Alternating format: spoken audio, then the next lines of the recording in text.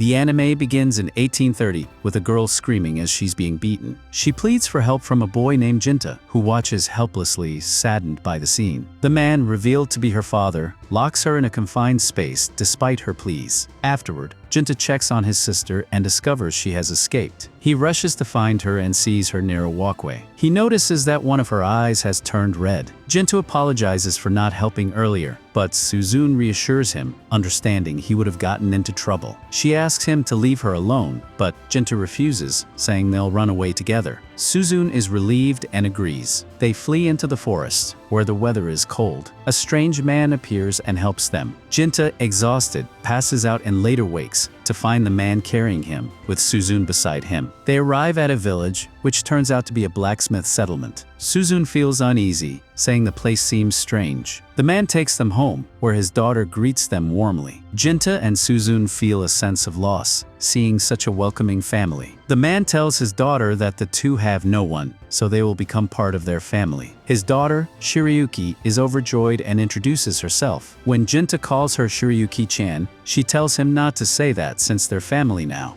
Genta is surprised by this new life. That night, Genta wakes up and finds the man cleaning a sword. He asks if he's a samurai, but the man replies, "No, I'm a guard who protects important people." Genta is amazed by his sword. The next morning, Shiryuki joins Genta, Suzun, and their new friend for a swim. Afterward, Chitose teases Shiryuki for eating too much dango and tells her to eat more vegetables. Shiryuki replies that she can't resist her mother's dango because she's so good at making it. Chitose goes to call her mom and the others head home. Genta asks Shiryuki about her mother. She says her name is Yokaz and that she likely allowed them to stay in the village. Genta asks if she ever leaves the temple, and Shiryuki says no because her mother is a Kaheim, a sacred priestess, someone with fire-based spiritual power. Her father serves as her protector. She explains that this power must be preserved and not used carelessly, especially around ordinary people. Shiryuki admits she hasn't seen her mother in years and feels sad about it. 3 years pass. Genta begins training with Shiryuki's father in wooden sword fighting, but loses repeatedly. He says, "I haven't made any progress," but Shiryuki's father encourages him, saying his strength is developing. He promises Genta will grow stronger with time, but must stay focused. As he leaves for work, Shiryuki hands him the sword he forgot, and they all say goodbye. Shiryuki checks on Genta and encourages him, calling herself his big sister. Genta laughs, saying he's older, but Shiryuki insists she's the most organized, so she counts as the elder. Just then, Suzun wakes up and asks what's going on. Genta says it's nothing, and Shiryuki announces it's time for breakfast. Both girls reach out to Genta, playfully dragging him along. After Shiryuki's father Mataharu dies, Genta becomes the village's protector. During a temple meeting, the current lady of the temple praises him, saying he's exceptional at slaying demons. Genta humbly replies that he's just doing his duty. The lady asks about the latest demon, and Genta explains that it disguised itself as a human to infiltrate the village. The head of the guard says the demon aimed to eliminate the lady of the temple. He explains that demons can live for thousands of years, but if they eat the liver of the Kaheim, they become immortal. One of the guards says, "We haven't confirmed the existence of this demon, and we can't verify this talk." The head guard responds that it doesn't matter, and explains that the previous lady of the temple, Yakuza, was killed by a demon. They only managed to defeat it because Mataharu sacrificed his life. The current lady of the temple believes the demons are after the sword Yara, a sacred blade passed down through generations. The head guard adds that the sword was crafted with immense skill in this town, and is believed to hold magical power, katana, that has remained untouched for a century. Now, the demons seek to obtain that power. The lady agrees and acknowledges his point. Guard Kayamasa tells the head guard there's no need to worry, as the Kaheim has 2 guards to protect her. He also insults Genta, claiming the man has no talent beyond swinging a sword.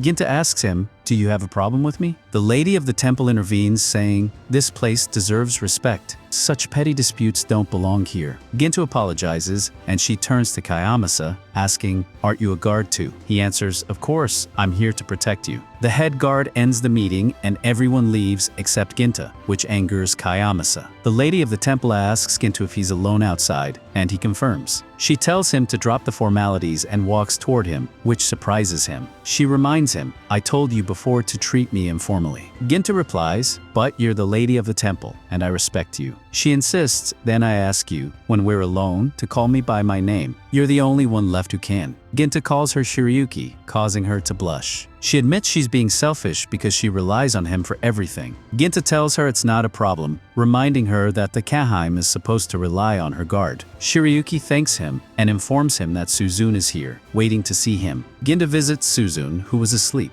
He warns her that if anyone finds out she's here, she could be executed due to the temple's rules. Shiryuki explains that Suzun came because Genta hadn't returned home for 3 days while fighting demons. Genta replies that her visit still breaks the rules. He gently wakes Suzun and tells her he misses her, but she must never come to the temple again, it's forbidden. Suzun asks, "Then why can you come here whenever you want?" Genta answers, "Because those are the rules and we must follow them." Suzun agrees quietly. Genta then senses someone coming and tells her to stay silent. She assures him she knows a way out and quickly leaves. The head guard approaches Shiryuki and asks to speak with her about some suggestions. She invites him in but tells Genta to wait outside. Genta protests, not wanting to leave her alone, but Shiryuki insists. As he waits, she tells him that the safety of the city now lies in his hands, and she hopes he'll keep defending it with all his strength. Genta reflects on the past, remembering when Shiryuki's mother passed away. Shiryuki told him she would be appointed the new princess in her mother's place. She expressed her love for the city. Her mother sacrificed everything to protect and said it must remain strong. She added that she hadn't seen Genta since then. Genta promised her, "I'll keep working until I see you again. I'll grow stronger, follow in Mataharu's footsteps, fight the demons, and become the village's guardian." Returning to the present, he leaves the princess's room. Meanwhile, 2 demons talk. One asks how things are progressing. The other, observing Suzun, replies that things seem fine, even if no one believes it, but he saw it with his own eyes. He's certain she looks exactly like the one he remembers. Back at Genta's home, he wakes up and steps out of his room. Suzun also wakes and asks if he's going to the temple. Genta tells her he's free until noon, which makes her happy. She hugs him, and Genta mentions that the bandages covering her eye are coming loose. Suzun adjusts them to hide her red eye. Shiryuki suddenly arrives, surprising Genta. He asks how she got there, and she says she ran away and invites him to spend the day with her. Genta declines, saying it's dangerous since she's a princess. Shiryuki explains she got permission from the chief. Suzun then suggests they all have breakfast together like they used to. The 3 of them sit down and share a meal. Suzuni commented that Genta should have brought better food for Share. Genta warned her to be quiet or he'd hit her. Shir laughed and said they all knew he had never hit Suzuni. Genta insisted he was strict when necessary and could be harsh too. But Shir doubted that, and Suzuni agreed, saying he wasn't like that at all. Genta joked, "You both want trouble, ha," which made them all burst into laughter. Suzuni challenged him to go ahead and hit her. Genta raised his hand toward her, but couldn't bring himself to do it. He told her he'd let her go this time, which made them laugh again. Genta got ready to go out with Shir, and Suzuni was overjoyed. He asked why she was so happy. She replied it was because he was going out with the princess to have fun, and if he was happy, that made her happy too. As Genta walked with Shir, no one recognized her as the princess. People were surprised to see Genta was such a beautiful girl. They went to Chizu's mother to buy dango. She was surprised and asked Genta who the girl was. Genta replied she was just a friend. Shir asked for 10 servings of dango, but Genta said they'd only get 2 and some tea, which shocked her. Shir then asked if Chizu's mother didn't recognize her. Genta explained that she hadn't seen her in years and likely didn't remember her. Shir said she had expected that. Chizu's mother prepared the food and even added sweets, saying she remembered Genta always loving them as a kid. Surprised, Genta asked, "You still remember that?" She replied, "Of course. You always came here asking for them when you were little." She apologized for calling him that, but Genta assured her it was fine. He tried the sweets and said they were delicious, which made Chizu's mother very happy. Afterward, Genta told Shir he was no longer her big brother, he was now the city's guard. Shir replied, "I know, nothing lasts forever." She added that it was one of her father's favorite sayings. Genta reflected on how his father always taught him important life lessons, and how he still felt guided by him every step of the way. He said he wanted to stay on that path. Sheer said, I hope we become like my mom and dad and protect the city the way they did. They then visited their favorite spot where they used to meet. Sheer thanked Genta for spending the day with her. Genta told her he had a wonderful time, which made her happy. But she also admitted feeling guilty for focusing only on her problems and dragging him into them. Genta asked if she felt satisfied now. She said yes, and then revealed she had brought him there because she wanted to share something important. She told Genta she was going to marry Kayamasa. The village leader had informed her the day before. She explained she needed to bear a successor so she wouldn't repeat her mother's fate. Kayamasa, a guard born in the city, was expected to become the next chief, and their marriage would be good for everyone. Though she leaned toward accepting it, she confessed that, speaking as Sheer, not as a princess, she loved Genta. She told him she had once thought about running away with him to start a new life, but figured he wouldn't agree. Genta confirmed he would have refused. Sheer said it was because he didn't love her. Genta clarified that he had sworn to protect the city and the princess, not Sheer. He had trained hard for that, and if he ran away with her, it would make all his training meaningless and be an insult to himself. Sheer said they were very similar. When everything ends, people can only choose how to live, not who to live with. She chose to remain a princess, and if she abandoned that identity, she wouldn't be able to look him in the eye. If her role was wrong, so were her feelings for him. So she would continue to live as a princess, and asked him to stay loyal and love her until the end. Genta promised he would stay her guard and protect her to the very end. We then shift to Suzune, who was alone and feeling anxious. At the temple, Sheer informed Genta that 2 demons had been spotted in the forest and ordered him to eliminate them. Kayamasa would protect her while he was gone.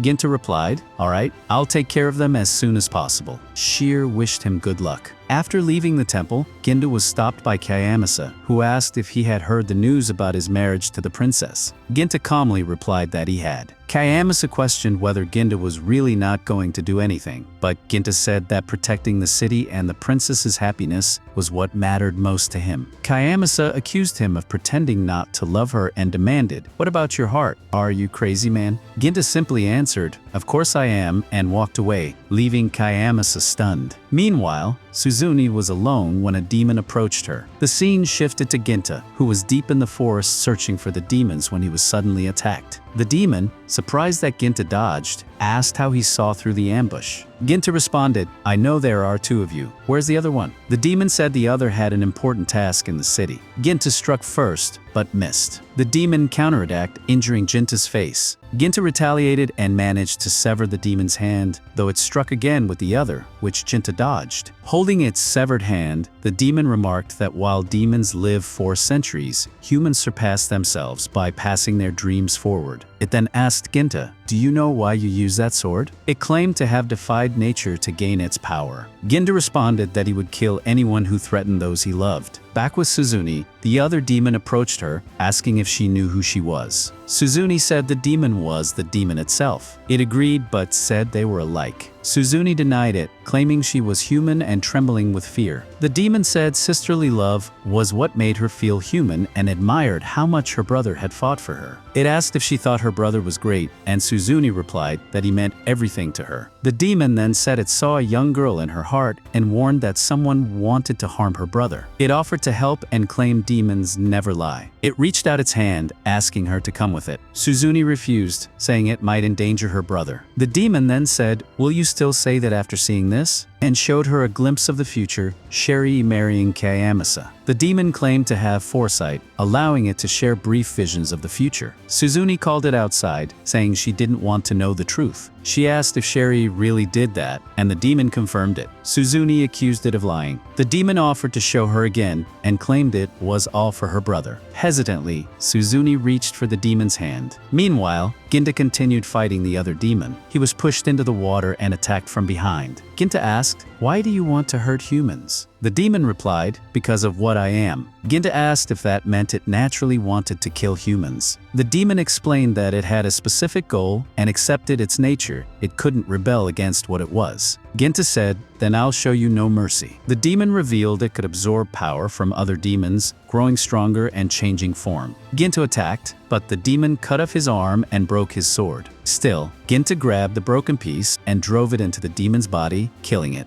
Before dying, the demon said it had fulfilled its goal and revealed the other demon had powers of perception. It warned that after 170 years, the strongest demon would rise to rule over all demon offspring in the city. This was the reason they had come. Genta, shocked, wondered if a demon was already living among them and thought of Suzune. The demon grabbed Genta's head and said, "You wield the sword to protect those you vowed to defend. But if you find they are not worth protecting, who will you kill then?" The scene shifts to Princess Shiryuki, where Kayamasa tries to get close to her, but she pushes him away, saying they need to first confirm whether Genta has defeated the demons. Kayamasa insists it's the right time to marry, warning that if they wait, they might have to wed in front of Genta. He steps back and leaves the decision to her. The princess begins to cry, arguing that she was wrong and must marry Kayamasa now for the city's sake. As she moves toward him, a demon enters, accompanied by Suzun, who witnesses the scene and asks the princess why she's doing this. Meanwhile, Genta regains consciousness and is shocked to find his severed arm still intact. Realizing something's wrong, he rushes toward the city, only to find it in flames. Back at the princess's location, Suzun confronts her. "I thought you loved Genta, but I guess you're ready to settle for any guy, right?" The princess denies it, and Suzun demands an explanation.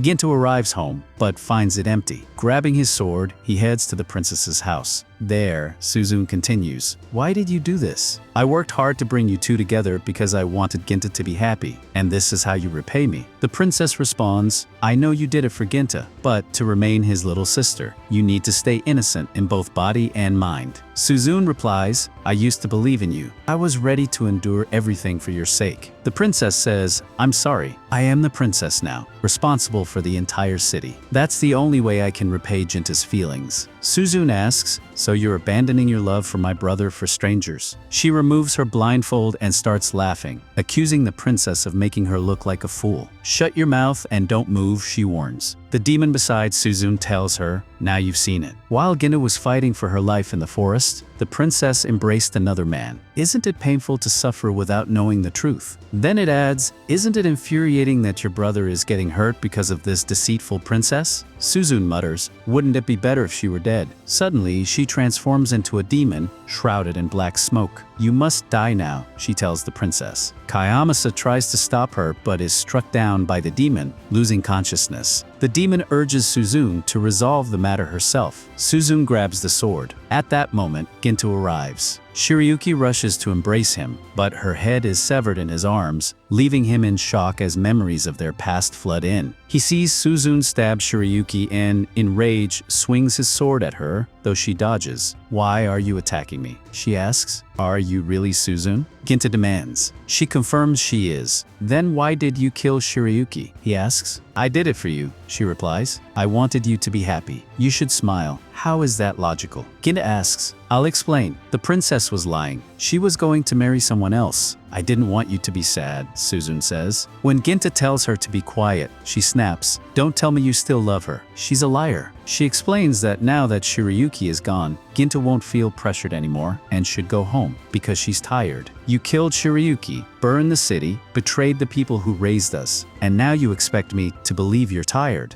Genta retorts. Suzun shrugs. "Is that a problem? I now understand. The Suzun I once knew is gone." Genta attacks her again, but misses. She's shocked by his attempt to kill her. Then, Genta transforms into a demon, gaining the powers of the one who had previously injured him. Seeing his transformation, Suzun tries to defend herself, saying she did it all for him. Genta cuts her off, telling her to be silent. "So you're abandoning me like everyone else," she says. "I thought you were different. I thought you'd always be there." Then she says she doesn't need him, that he meant everything but didn't value her. "Fine, I'll go live in hell." She lunges at him, moving rapidly, then suddenly stops and says, "You must die." She thrusts her hands into his chest, but can't pull them out. Genta unleashes a powerful blow, sending her flying. She rises again, and Genta says, "That strike wasn't enough." He prepares another attack, but this time it hits the other demon. The clairvoyant demon tells Suzun to go far away. Then Suzun left, and Genta tried to follow her, but he couldn't pull his hands out of the she-demon's body. He called out to Suzun, but she told him she didn't want to talk because she was angry, and that she would tear everything in this world to pieces. She said she would visit them again, and that would be her final visit. The she-demon laughed, saying she had achieved her goal.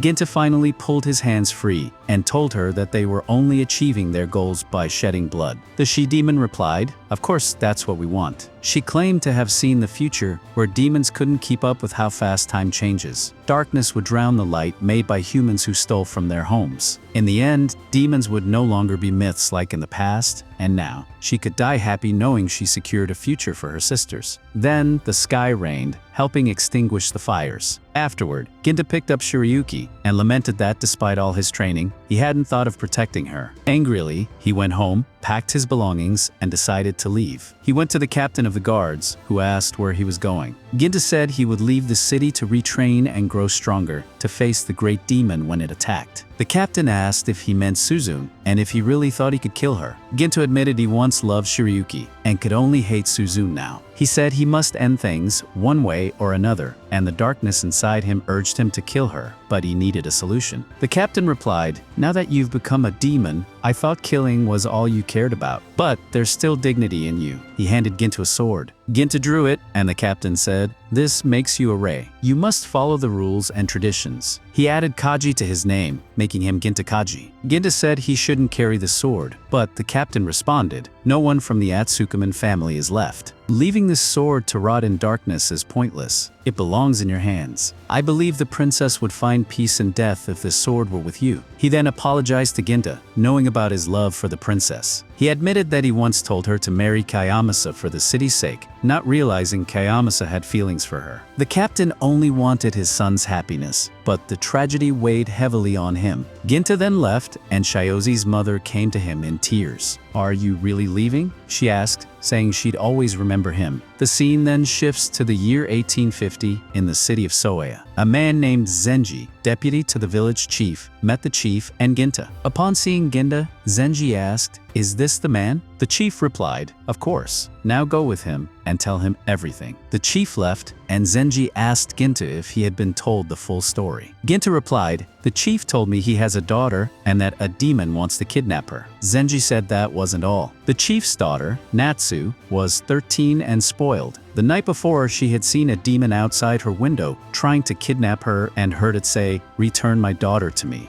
Genta was shocked. Zenji explained that the demon had a daughter who looked like Natsu, which was why it tried to take her. Natsu then arrived and scolded Zenji, threatening to tell her father if he kept slacking off. When she met Genta, she asked, "Are you the one who came to protect me? If so, please leave. You look too young." Zenji tried to calm her, but Natsu said Genta must have come for money and would leave later. She claimed this was just an opportunity for him. Zenji reminded her that her father had chosen Genta, believing in his skills, but Natsu told him to shut up. She said she hated having a samurai without a lord as a personal guard, so they wouldn't pay him, and he should go back where he came from. Then she stormed off. Zenji turned to Genta and said, "What an embarrassing family. They're not social at all." He apologized. Later that night, Zenji entered Natsu's room. She was surprised and asked why he came. Zenji replied, "Since you dismissed the new guard, I'll be protecting you instead, just in case something bad happens." Natsu, annoyed, asked if he thought she was lying. She said even her father didn't believe her, which is why he hired a suspicious samurai. Zenji said, "I think you're wrong about your father. I believe the chief genuinely cares about you. You've always been his top concern." Natsu replied, "But you know I'm not really his daughter." Suddenly, Natsu heard the demon's voice and began to panic, pleading with Zenji for help. Concerned, Zenji asked, "What's wrong?" At that moment, the demon appeared in front of Zenji, moving closer while repeatedly saying, "Return my daughter to me." As the demon reached for Zenji, Genta struck, cutting off its hands. Genta asked for the demon's name, but it kept repeating the same phrase. Genta landed another blow, eliminating the demon completely. He turned to Natsu and asked, "What payment do I deserve for my expertise?" Natsu asked, "Did the demon die?" Genta replied, "When a demon dies, white smoke appears. That's how I know it's dead. And yes, I've seen this before, but I'll return again." The next morning, Genta and Zenji went to Zenji's house. Zenji thanked Genta for saving him and said, "You delayed the demon, but it will return. please stay with us again tonight? Ginto agreed and asked Zenji to tell him more about Natsu, especially because of what the demon had said. Zenji explained, Natsu isn't the chief's biological daughter. She was born to a man and woman from the chief's family, but both died. Still, don't worry, she isn't from a demon lineage. If she were, the chief would never have adopted her. His wife was killed by a demon, and his son fled and never returned. The chief blames demons for everything that destroyed his family. So why would he take in Natsu if she were related to demons? Later that night, Natsu and the chief were having dinner. The chief asked, is everything alright with the new guards? Natsu replied, everything's fine. Thank you for caring about me. The chief said, what kind of father wouldn't care about his daughter? Natsu then asked, why did you choose that guard? The chief explained, lately, there have been demons sighted near Ito. At the same time, there were reports of a man who confronts and kills demons with a single blow. Natsu asked, are you talking about that samurai? The chief confirmed, yes, he kills any demon if he's paid. I chose him because I trust him. I thought it was best to make him your personal guard. Natsu asked, so you believed me about the demon? The next morning, outside her room, Natsu reflected that scary stories come in many forms, from direct tales to folk legends, but they never truly disappear. She remembered a servant once talking about the chief's son being kidnapped and his wife dying because of demons. He had adopted a girl while waiting for his son's return. This made her uneasy. Back in her room, feeling afraid, Natsu opened the door and saw Zenji. Why are you here? She asked. Zenji replied, I'm waiting for my chance to redeem myself for yesterday. Natsu coldly said, I don't care about that. Zenji asked, is there no place in your heart to forgive me? Natsu replied, maybe, but you'll have to take me somewhere nice first. Zenji smiled and said, alright, I'll take you somewhere wonderful. Natsu then asked Ginta his name. She told him, my dad trusts you a lot. I think I'll trust you too. Ginta responded, you love your father a lot, Natsu. She smiled and said, of course. He adopted me and gave me a home. Why wouldn't I love him? Ginta replied, a small, happy family, and added, I really think the chief cares about you. That brought a smile to Natsu's face. When Ginta mentioned the chief's lost daughter, Natsu cut him off, saying she knew nothing about her and got angry. Ginta said, I think I touched a sensitive chord. Natsu asked, is it possible for a demon and a human to have a child together? Ginta replied, of course. Natsu worried, then I could belong to that demon who appeared. Ginta reassured her, that demon is not your father. Natsu asked, how do you know that? Ginta said, I know who that demon is. We have a long history. I'm sure he never had a child like you. Natsu asked, is that really true? Ginta answered, I'm not lying to you. Ginta then asked Zenji, do you know how demons are born? Zenji said, isn't it obvious? Like humans, from their parents. Or am I wrong? Ginta explained, there are many ways demons are born. The usual way is through two demons having a child, but some are born when demons force themselves on humans for their own pleasure. Some demons are born from nothing, manifesting from pure emotions, especially dark ones like bitterness, anger, jealousy, sorrow, and obsession. These feelings slowly seep into a person, settle deep within, and eventually congeal into a physical form. Ginta explained that such demons are essentially emotions wrapped in flesh. While he spoke, Natsu grew frightened. Suddenly, the demon appeared again. Ginta approached it and asked, what is your name? Then he attacked the demon, striking it multiple times and knocking it to the ground. He turned to Natsu and asked, do you want me to kill it? He explained that her emotions had summoned the demon. It was a result of her desires. The chaos it brought made her father pay more attention to her. Ginta said, you wanted to be treated like a real daughter, and then this demon appeared, saying the things no one dared to. Isn't that what you truly wished for? Natsu, pained, said, please stop, trying to quiet the voice in her head. Ginta remarked, this demon will return even after I kill it. It won't disappear for good until you control your emotions. Natsu asked, but how? I don't know how. Ginta replied that it was simple. She just had to ask him to kill it. Natsu reflected on how she'd ignored things she didn't want to see and feared showing weakness. Deep down, she just wanted to be loved. She imagined her father appreciating her if a demon appeared, calling her a queen. Those ugly emotions had now taken form. The demon was her, and the one who needed to be destroyed was also her. Zenji comforted her, saying, the only thing that needs to be killed is the demon, not you, my lady. Even if it was created from your emotions, that doesn't matter. He held her hand and told her to trust him. He assured her that both she and the boss cared deeply for each other, but neither knew how to express it. What they needed was honesty honest communication, like a real family. Natsu asked Genta to kill the demon. Genta faced the creature and unleashed a powerful attack that sliced it in half. Zenji, seeing white smoke, asked, "Is it dead this time?" Genta confirmed, "Of course it's dead." Afterward, Natsu fell asleep and Genta waited outside her room. But the demon reappeared, muttering that he had expected this outcome. He said this demon wasn't born solely from Natsu's emotions. Other princes in the country also held the potential to become demons. He recalled Zenji's mention of the boss's wife, who had been killed by a demon. That's why the creature had said, "Return my wife and daughter." Genta realized the demon referred to the child born to the boss's wife, Shizune. He hadn't expected this reunion and told the demon he remembered him clearly. Again, he asked the demon's name, but it only repeated, "Return my daughter to me." Genta responded, "People should live in the present, not be trapped in the past." With that, he struck the demon again, releasing white smoke. Later, Genta visited Zenji's house. Zenji thanked him, and Natsu, though still adjusting, expressed her gratitude. Genta said,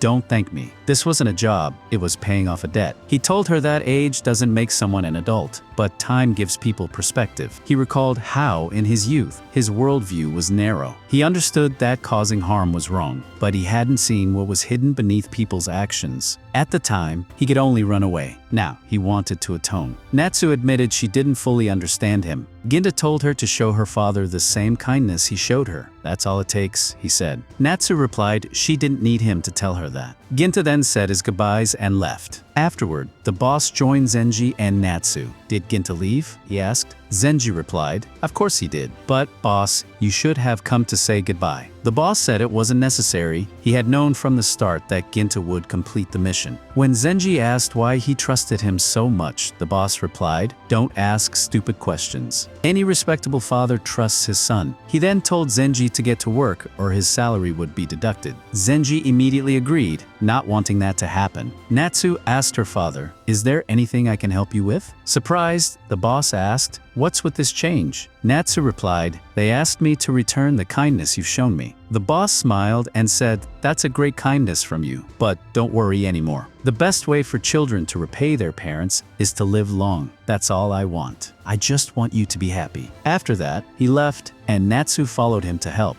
Genta went to a restaurant where the manager prepared the food and his daughter, Offie, worked with him. He asked Offie to bring the food to Genta, and she did. Afterward, Offie's father approached Genta and told him there was a killer lurking in the streets. He was very anxious about his daughter's safety and hoped the emperor would take action. Genta advised him to be careful about what he said regarding the emperor. Offie's father agreed, saying he didn't want to lose the restaurant, especially since he had acquired it just 10 days prior at a low price from the previous owner. Genta wasn't surprised. Offie's father complimented Genta's refined taste, noting his place resembled a ghost town and that Genta had been coming there for 5 consecutive days. Offie told her father he would lose their only customer, but her father reassured her they were just talking. He then asked Genta his opinion on the food. Genta replied it wasn't bad, just small in quantity. Offie's father praised his honesty, stating the best chef in the city made it. Genta inquired why they started working. Offie's father said everyone had their reasons, remarking that the past hadn't been kind to Genta, who confirmed this. Offie's father believed Genta had enough money, but Genta responded he was working to earn it. Offie's father asked about Genta's profession, and Genta replied he was a demon hunter, which made Offie's father laugh. He asked if Genta was heading to Edo now, and Genta confirmed. As Genta left, Offie's father reminded him about the killer, noting rumors that the killer never used a sword, yet all victims were mutilated, and the number of corpses was suspicious. He informed Genta that many people had gone missing recently concerning the discovered bodies, suggesting they might have been attacked or taken away, and everyone believed demons were responsible. Genta asked Offie's father where this killer was, and he replied the killer was in the Edo area. Offie approached Genta and warned him that stealthy killers and demons were very scary, urging him to be cautious in the dangerous streets. Genta replied he was old enough for lectures about going out at night. Offie retorted that his tough demeanor just proved he was still a child. Afterward, Genta moved to the Shirishi Bridge, hoping the killer would appear that day, but realizing wishes don't always come true. As he began to move, he heard a scream and rushed to find a group of dead men. He noted they were men, and he had heard a woman's voice afterward. Suddenly, the killer attacked him, injuring him. The killer tried to strike again, but Genta parried. However,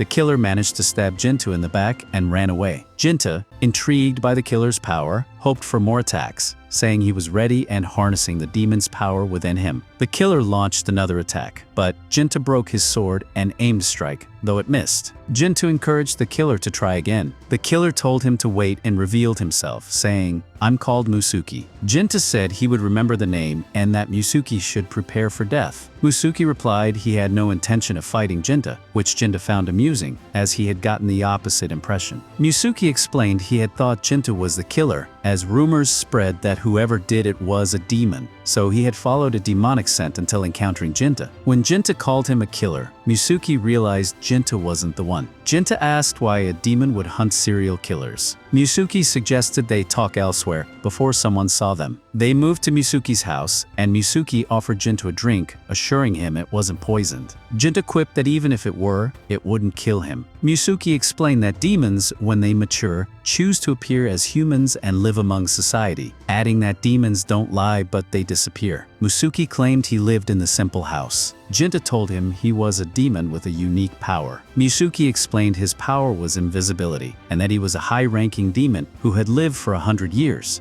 Genta commented that he seemed weak, but Musuki retorted that their rank was based on awakened power, not physical strength, and some high-ranking demons could be slow and weak, which he believed he was. Genta asked if Musuki wasn't a serial killer, and Musuki confirmed he wasn't, with Genta affirming he wasn't either, adding that he would believe Musuki. Musuki expressed his appreciation and thanked him. Genta asked why Musuki had attacked him without a word when he thought Genta was the serial killer. Musuki asked if Genta had heard of disappearance cases. Genta acknowledged knowing the number of victims didn't match the missing people, and mentioned hearing a woman scream, but seeing no body. Musuki confirmed this, saying the killer only targeted men and kidnapped women. Genta asked how Musuki could be sure. Musuki revealed that the killer had kidnapped his wife Hatsuo about a month ago. She had been with him despite him being a demon, yet she disappeared without a trace. 10 days later, he found her body by the river. The officer he spoke to mentioned she had been horrifically raped. Hatsuo was beloved, and he knew she didn't deserve such a death. He told Genta he lived as a human not for society, but for his wife, harboring great hatred for the monster who did this and took her life. He wanted revenge, which was why he asked Genta to stay away.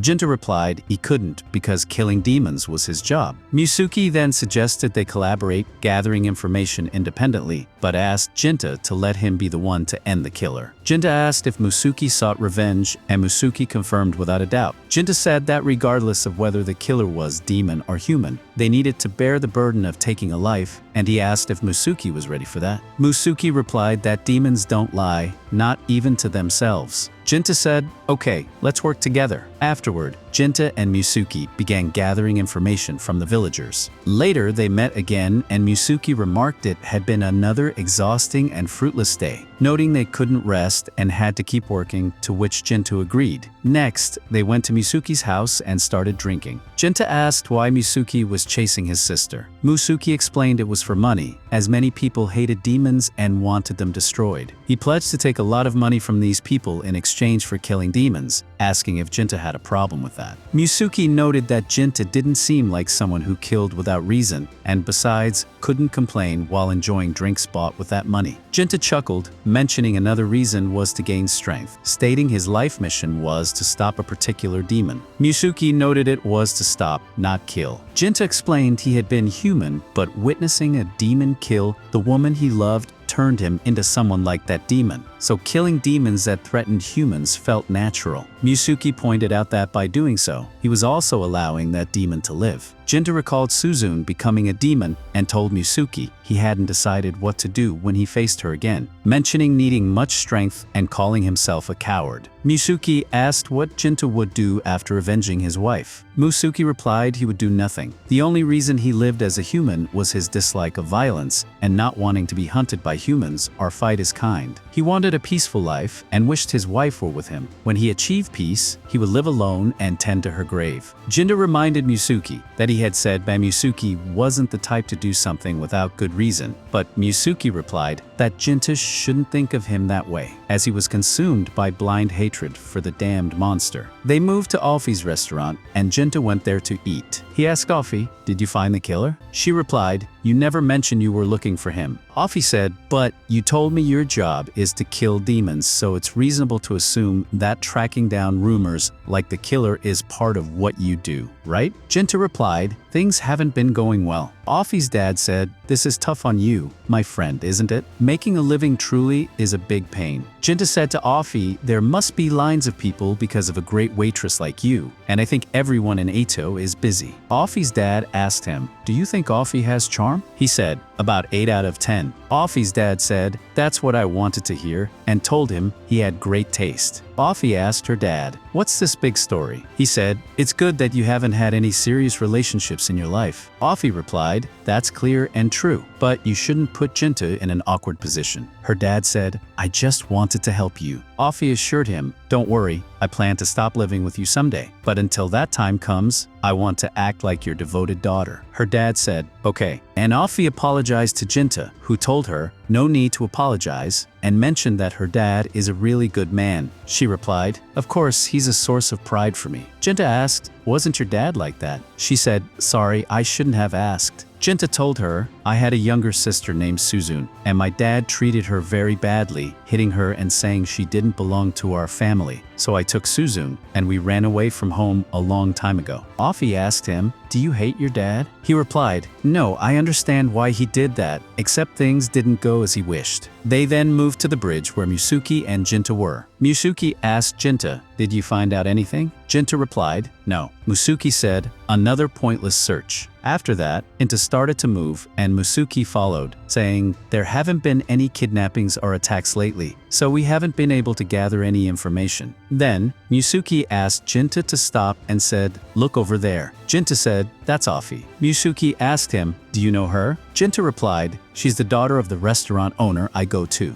Musuki said, then it's not good for her to be out alone. Genta told Musuki, I'm going to her, and approached her. Afi said to Genta, the moon is beautiful tonight, and asked him, are you alone? He said, no, I'm with a friend. He looked behind him, but didn't see Musuki, who had disappeared. Musuki told him I didn't show myself to her, and advised him not to hesitate to take her home, since they didn't want her to become the killer's victim. Afi asked Genta, is something going on? He replied, no, and asked her why she was there. She said, I was enjoying the flowers, explaining their beauty, and that they bloom in winter and are one of the best types. Genta said to her, they're indeed nice. I've never seen anything like them before. She replied, they're rare, that's why I hold on to them and admire them, and they look amazing in spring when they bloom. Genta asked Afi if she could go home so her dad wouldn't worry. She replied, okay, and thank.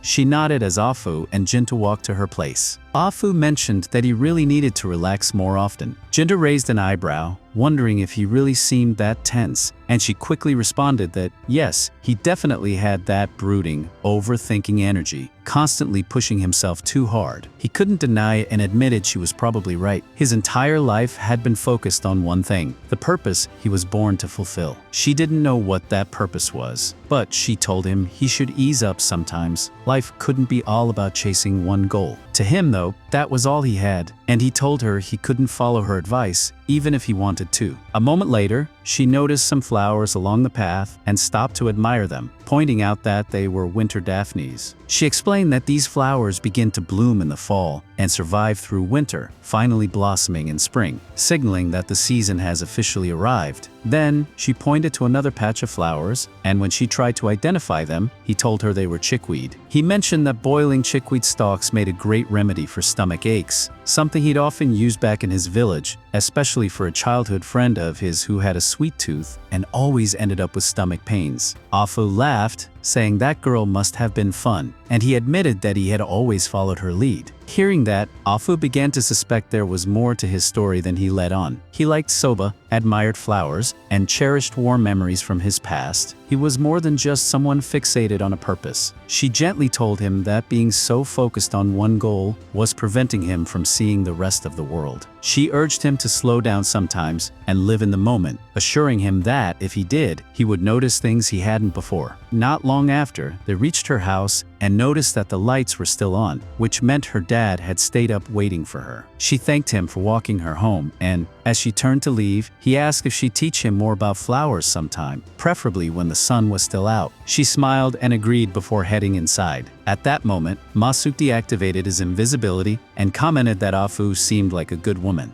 Genta nearly jumped in surprise, realizing Musuki had been tailing him the whole time. Musuki dodged the question and said he was going to continue searching for the slasher. Once again, the night ended with Genta waiting alone on the bridge for the killer to appear. A drunk man stumbled by Genta, and at that moment, the slasher appeared and attacked him. The woman behind them dropped to her knees in shock, and Genta finally got a good look at the slasher. It lunged at him, but he blocked the strike, and the girl started to panic. Genta warned her to stay still if she wanted to survive, then moved the fight away from her to keep her safe. The slasher, seeing an opportunity, tried to circle back and attack the girl, but before it could get close, Musuki jumped in and pulled her to safety while Genta launched a counterattack. Realizing it was outmatched, the slasher decided to flee, shooting into the air to escape. After it was gone, Genta apologized to Musuki for letting the slasher get away, but Musuki shrugged it off, saying it had been tougher than he expected. Still, he planned to track it down and find where it was hiding. Genta told him to be careful and keep his distance. Musuki nodded, assuring him he didn't plan on dying anytime soon, and set off after it. Once he was gone, the girl behind Genta asked for help getting up. He assisted her and, noticing her look, she commented that his grumpy attitude really reminded her of something. She asked if he remembered her, and when he looked closely, he recognized her as Natsu. She was glad he remembered her, and he remarked on how much she had changed. It had been 3 years after all, and she was surprised he hadn't aged. He joked that he was immune to aging, and she laughed it off, thinking he was kidding. Curious, he asked what she was doing out so late. She explained she had just finished delivering something to a regular customer. He pointed out how much she had changed, noting that her smile looked more natural now. She told him that showed she wasn't a child anymore. At that moment, Zenji appeared and teased her, saying she wasn't quite an adult yet, which caught her off guard. He then noticed Genta and immediately assumed they were romantically involved. Genta quickly corrected him, explaining that Natsu had just been attacked by a serial killer. Zenji then saw the body nearby and panicked, suggesting they call the authorities. Natsu explained that wouldn't help since it was the work of a demon. Genta confirmed this, saying it was the same demon he had been chasing for a while, and Natsu had just gotten caught in the crossfire. Zenji joked that Genta always seemed to be surrounded by demons. Natsu then asked how he made a living these days, and Genta told her he was still a demon-slaying ronin. He added that if she wanted to see him again, she could find him at a soba shop in Fukugawa. He even offered her a discount if she stopped by. Since her escort had already arrived, he figured it was time to leave. Before parting, she thanked him for saving her life. As Genta was walking off, Zenji called out one last piece of advice. If Genta was still looking for demons, he might want to check out Temple. The place had been abandoned ever since the head priest passed away, and locals were saying they'd been hearing a woman's voice echoing from inside. Rumors were spreading that something unnatural might be living there. Meanwhile, Musuki was still tracking the demon through the streets, but he ended up losing it. Just then, a woman's scream cut through the night, and he rushed toward the sound, only to spot the demon carrying someone. It instantly reminded him of his wife Hatsu, and the rage he'd been holding in finally exploded. He chased the demon all the way to Temple, slipped inside using his invisibility, and what he saw there left him shaking with fury. The demon was devouring the woman it had just kidnapped, swallowing her whole, bones and all. At that moment, Musuki couldn't hold himself back anymore. He charged in, dead set on ending the thing, convinced it was the same one that murdered Hatsu. But the demon sensed him coming and tore into him with its claws, shredding his gut open.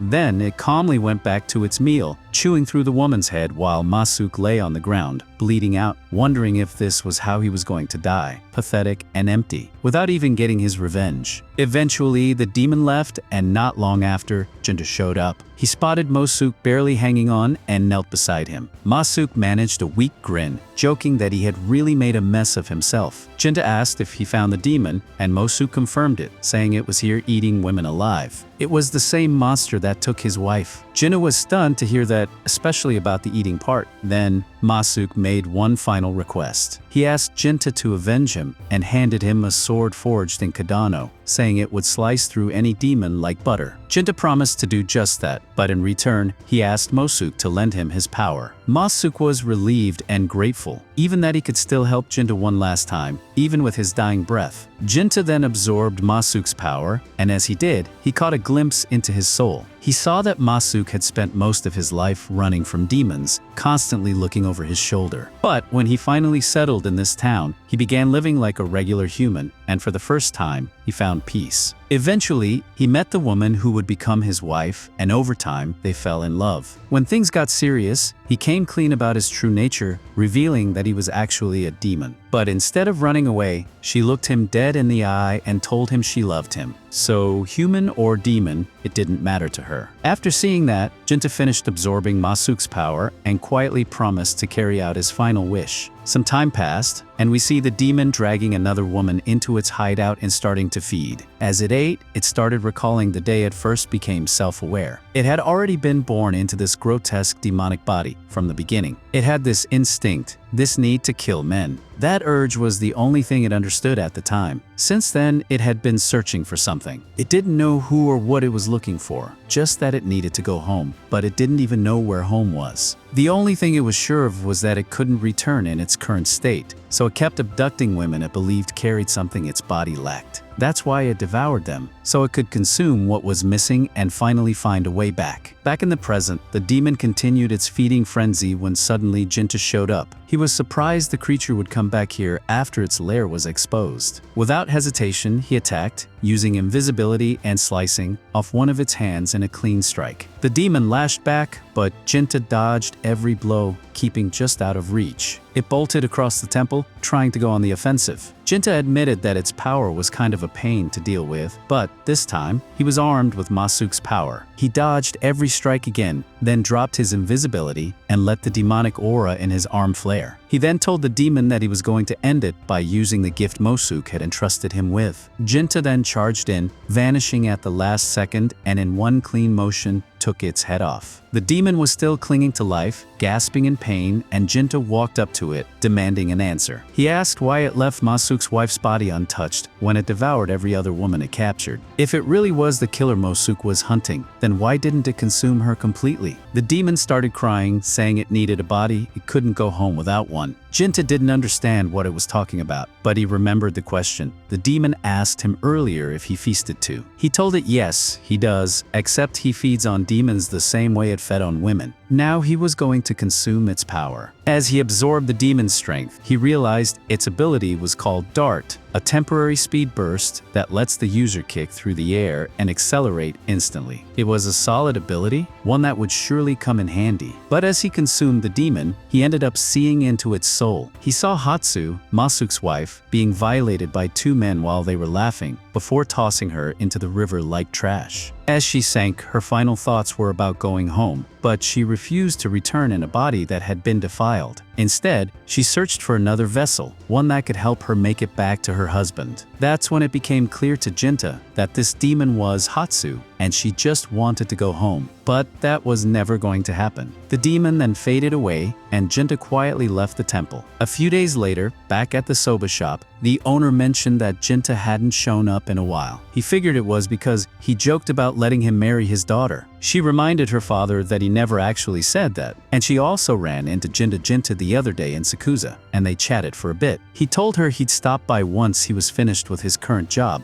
The owner thought the job might already be done because word around town was that the slasher disappeared and the killings had stopped. But she told him Genta mentioned he still had demons to hunt somewhere else. Those same two men who violated Hatsu were wandering the streets late at night. They started talking about finding their next victim, laughing about how the last one cried out for her husband as they dragged her under. But then they saw Genta. He stepped forward without a word and cut both of them down in a single strike. Looking down at their bodies, he said nothing. He just hoped that Musuki could finally rest in peace, now that Hatsu had been avenged. Then he walked away.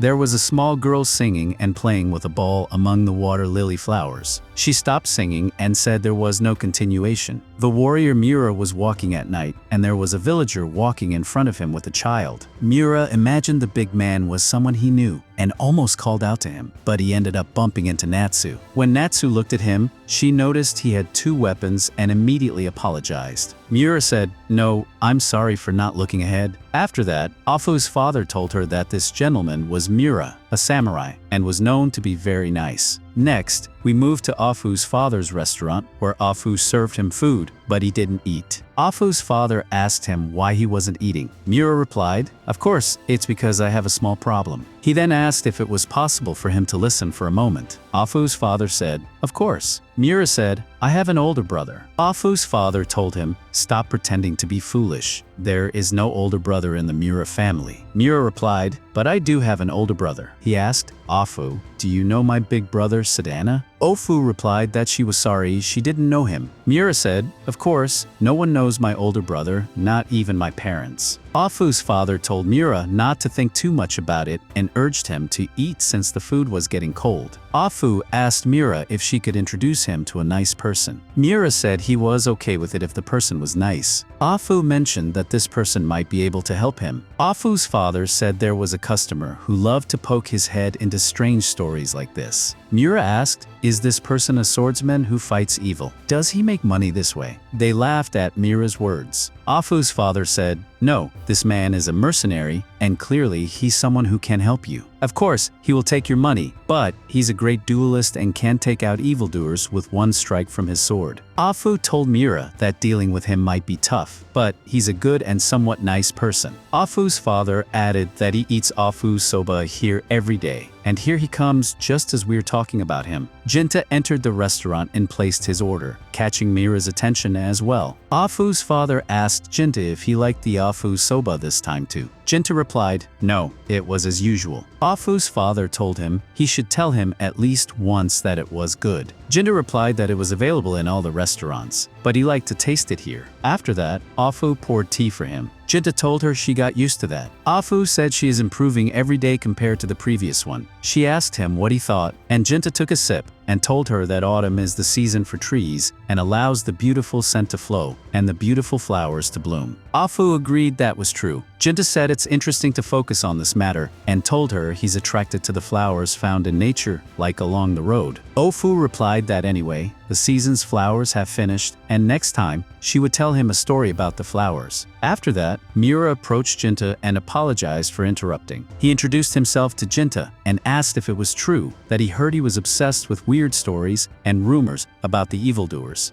Genta replied that he was good at defeating evildoers. Miura asked him if he could explain something to him if he asked. Genta said it was a bit different, and all he could do was defeat evildoers. If it wasn't evil, that wasn't his specialty. He apologized to him. Miura said he understood, left the money for the food, and went. Afu's father asked Genta if he could help Miura, telling him he was in big trouble because of his big brother leaving. Afu added that she was also asking this of him because Miura was very troubled because he lost someone important to him, and they begged him. Genta said, okay, he would return the favor for what they had done for him, which made them feel happy. Genta told them that the food had improved a lot and that he had put a lot of effort into it. Afu's father replied that it was the result of practice. We shift to Natsu after she went to Genta and joined him, asking for mochi and some tea. Sitting next to him, she asked Genta if he liked mochi. He said of course. Afterward, the waitress served food to Natsu, and she said it was delicious when eaten hot. Genta asked Natsu why things didn't end with Zenji. Natsu felt choked because food had stopped in her mouth and immediately drank tea. She asked him what he was saying. Genta said that she was now at an appropriate age. Natsu replied that she couldn't be with Zenji. Genta told her she would feel comfortable and secure with him. Natsu stated that Zenji was like a big brother to her. Additionally, her father mentioned marriage in front of her, but he told her that she could do anything she wanted when she got married. She thought about the store and that it would be better to have a big shelf filled with flowers. She asked Genta if he didn't think that way, to which he replied that as a mercenary, he didn't have a stable job. She acknowledged it but reminded him that he needed to take things seriously soon. She then asked his age, and Genta answered he was 31. Surprised, she said he was older than Zenji and wondered if he had any secrets. Genta said he would leave that up to her. Natsu asked if Genta was leaving, and he confirmed he had work. When Natsu asked if it was another evildoer, Genta gestured yes. Natsu asked why he killed such people, suggesting if he had a mission, he could work on other tasks too. Genta admitted he didn't know why he did it. Natsu asked him to explain further, and Genta said she had dared to suggest it. Maybe that was the only thing he had left. Natsu felt relieved, commenting that he was usually calm, but now she understood he had a softer side, sometimes fragile but still human. Genta told her to forget it. Natsu responded, "That's enough. You're not a stranger anymore. We've been together for a while now, and if you keep this up, you'll stay a stranger forever." She had to return to the store but stopped before leaving, telling him not to worry about wrinkles showing up on his face. Next, we moved to Mira's home. As he was about to leave, his mother called out to him, asking if he was leaving again today. She said she was sure he had no siblings. Mira replied, "I'm sure I have a brother." His mother urged him to search for his brother and stop meddling in family history. Those who understand virtue should forget this and seek help from a stranger. And those who have sworn allegiance should never forget they're a samurai. Mira questioned her, asking, "What's this talk?" He added that, if he found his brother, he would stop doing what he was doing. With that, he left the house. He ran for a while, then stopped, feeling tired. As he rested, he imagined his brother's voice. His brother said, "You have no friends because you have a house, and you have a house because you have friends." He reflected on it, but didn't want to give up his own will. Returning to the present, he asked, "Where are you, brother?" Suddenly, Genta appeared and said, "You're looking for me." He introduced himself as Genta, a mercenary, explaining that he had come to help but couldn't promise a solution. Mira said he didn't mind, as believing in him felt like salvation. Genta asked about what happened before his brother's disappearance. Mira agreed to take him to the castle. Genta followed, and on the way, Mira remarked that Genta didn't seem burdened by much, asking if he was from a samurai family. Genta replied, "No, I grew up in a hut in the mountains in a place called Tatarba." Despite that, he had ended up in this position, benefiting from his role as a warrior. Mira said he understood and then asked if Ko knew where he was from. Genta confirmed. Mira added, "Because of Tatarba, when I saw your sword's iron scabbard, I thought it was well crafted. I have a hobby of studying swords, and I've heard that Kaiden swords are known for their simple iron scabbards. But your scabbard is finely made." Genta explained that it was a top-quality sword originally kept in the castle, which is why he was allowed to use it. Mira asked for its name, and Genta told him it was Yara. Mira noted that people from Kadano also called it Ono Musuku, or Honori, and asked if it was just a legend or if it was evil. Genta said he hadn't heard of it being evil and mentioned that the village lord had told him it had been frozen and couldn't be broken even after 1,000 years. Mira then asked if he could see the sword, but Genta apologized and said no. Mira said it was a long story and suggested they start now. Mira explained he had been searching for his brother Sadana, but no one seemed to remember him, not even his parents. He was the only one who clearly remembered his brother, and everyone else had forgotten him. Then, their father Afu appeared and said, "I don't think people come here just to chat."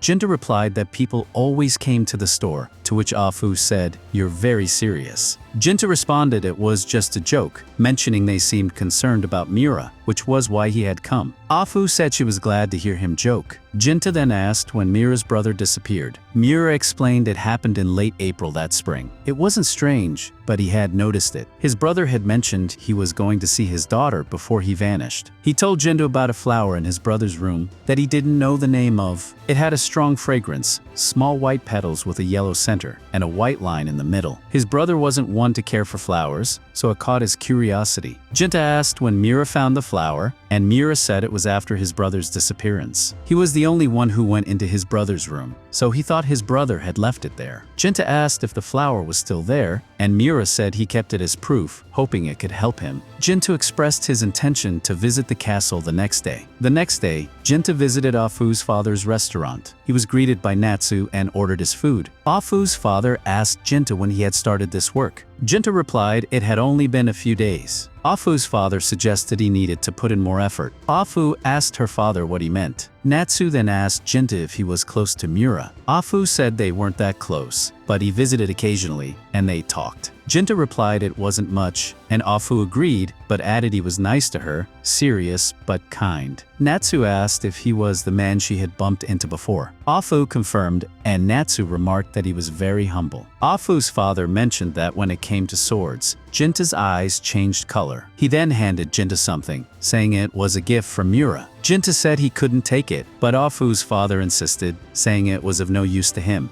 Genta eventually accepted and promised to keep it. Afu's father thanked him and addressed him as Mr. Genta. Afu apologized for her father's insistence, and Genta asked about the flowers with the white line. Were they water lilies? Afu confirmed, and Genta noted they seemed small, and that they might not be water lilies after all. Finally, we see a little girl playing with a ball, while her parents watched her with happiness.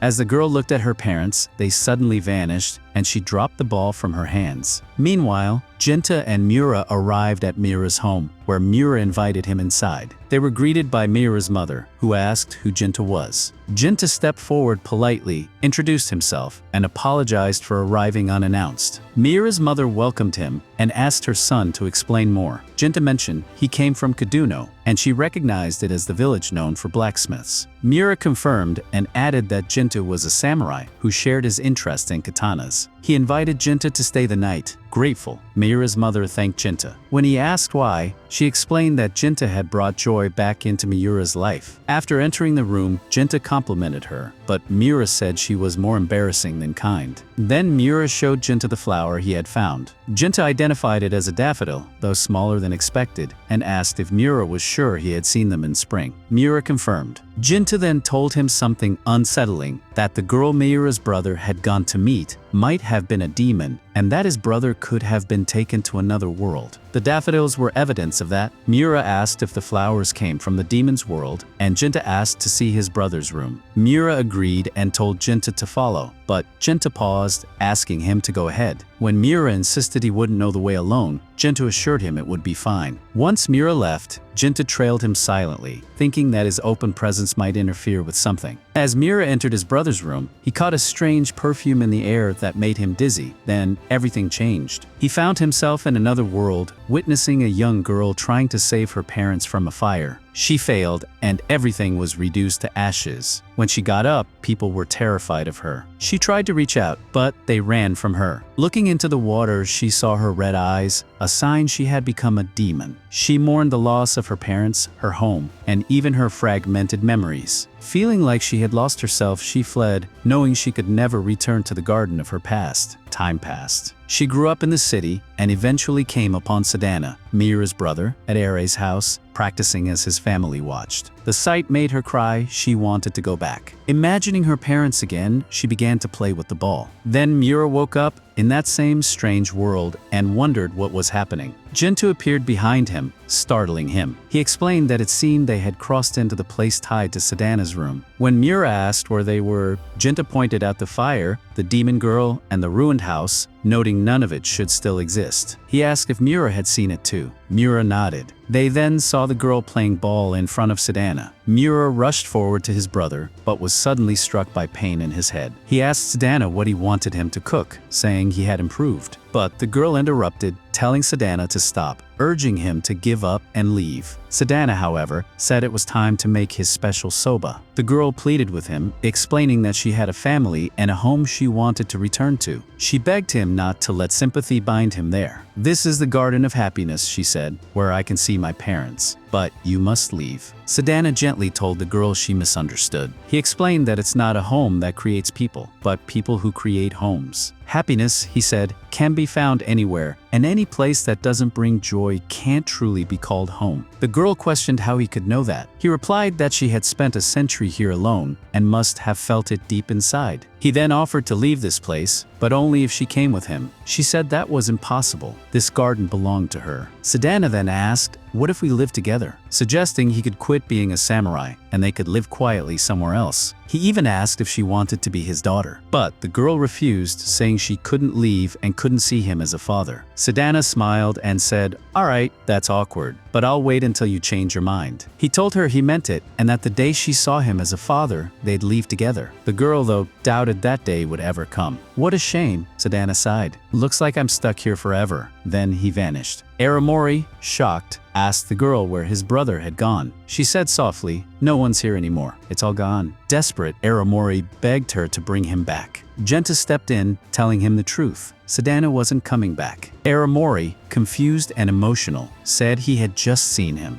Genta explained that while Sadana had been there, it wasn't what it seemed. Genta then used the daffodils to explain. He said daffodils bloom in winter, but Sadana disappeared in spring, and now it was autumn, yet these flowers were blooming again. That meant this place wasn't bound by their world's time. He once thought the daffodils always bloomed in the demon's world, but now he realized that time here moved much faster. The girl confirmed this. She revealed she had the power of a dreamer, able to create a memory world, a dream garden of past happiness. But she couldn't trap anyone here. Her power was only a beautiful longing. Aramori asked about his brother again. Was he dead? The girl answered that no one remained here anymore. Then, with sadness and gratitude, she admitted that she had stolen his brother from him, but also thanked him, saying Hayoma Sadana had given her salvation. She said they'd return to their world upon waking. Genta asked her what she would do next. She said she would continue to gaze at all she had lost, and that the man, Sadana, had spent his life trying to give her a home. Genta assured her that she would one day fulfill her promise to Sadana. When they returned to their world, Aramori reflected on what had happened and finally understood why his brother had chosen to stay. Later, at Afu's father's restaurant, Aramori shared what he discovered in historical records. A great fire 200 years ago that likely took the girls home. He suspected the land where Mara's castle now stands was once her family's land. He asked Genta if he believed it too. Genta nodded. It would explain the strange bond between their world and hers. Genta apologized for not being more help, but Aramori assured him he had done more than enough. He praised Sadana as a man who followed his heart, even if they never fully understood his choices. As Aramori left to resume his duties, Afu stopped him and said his brother was amazing. Even if no one remembered him, Sadana had given everything to help someone. The words moved Aramori to tears. He said he was proud of his brother. Afterward, both Afu and her father thanked Genta for helping Aramori. Afu's father asked why Genta looked so somber. Genta admitted he was still troubled. He explained that while they knew the demoness Sadana, her real name for him was Hayoma. Afu's father confirmed that the name Hayoma was real, but only close family or a lord would know it. Laughing softly, Afu's father pointed out that if the girl called him Hayoma, then she must have been seen as family by Sadana.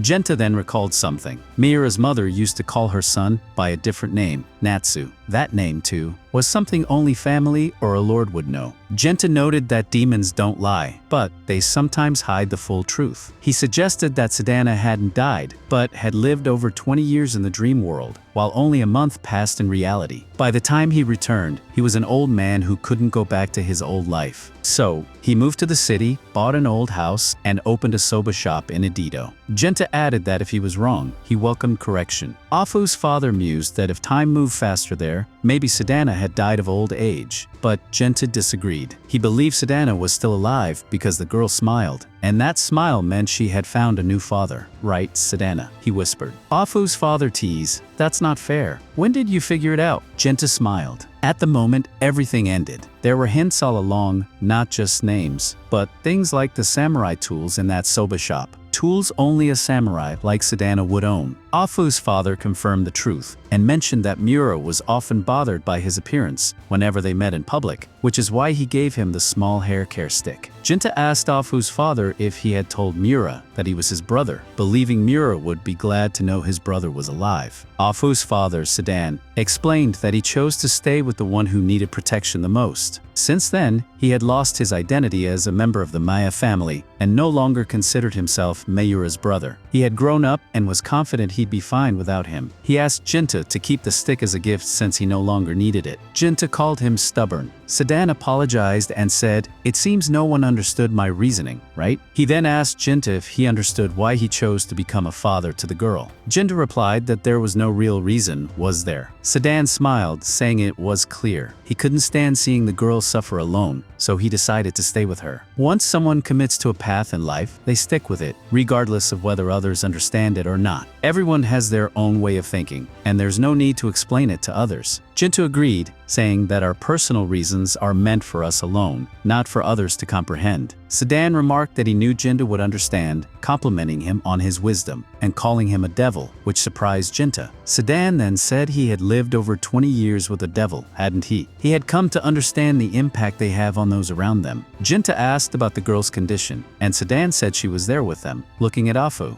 Genta noted that this explained why they wouldn't have trouble entering her world. Afu then interjected, saying, "Don't you remember what I told you? You're still just a kid." Genta responded, "I guess I still am a kid to you since you've lived more than 200 years. Afu asked, "What now? You told us your job was to eliminate demons." Genta replied that he wanted some kakisoba. Afu asked her father to bring a plate of kakisoba, and Sedan agreed, saying, "Right away." He prepared the dish and poured tea for Genta, smiling. Genta then asked Afu what was so funny, and Alfie explained that she was simply happy. "Can't you see?" she said, adding that she had always known that his life had a deeper meaning beyond just his mission, and brought him the kakisoba. As Genta reflected on the past, he said that time moves relentlessly forward, and even the things closest to our hearts slip through our fingers. Everything we lose is lost forever, with no way to get it back. Returning to the present, he told Sedan, "I made you a wonderful plate of kakisoba."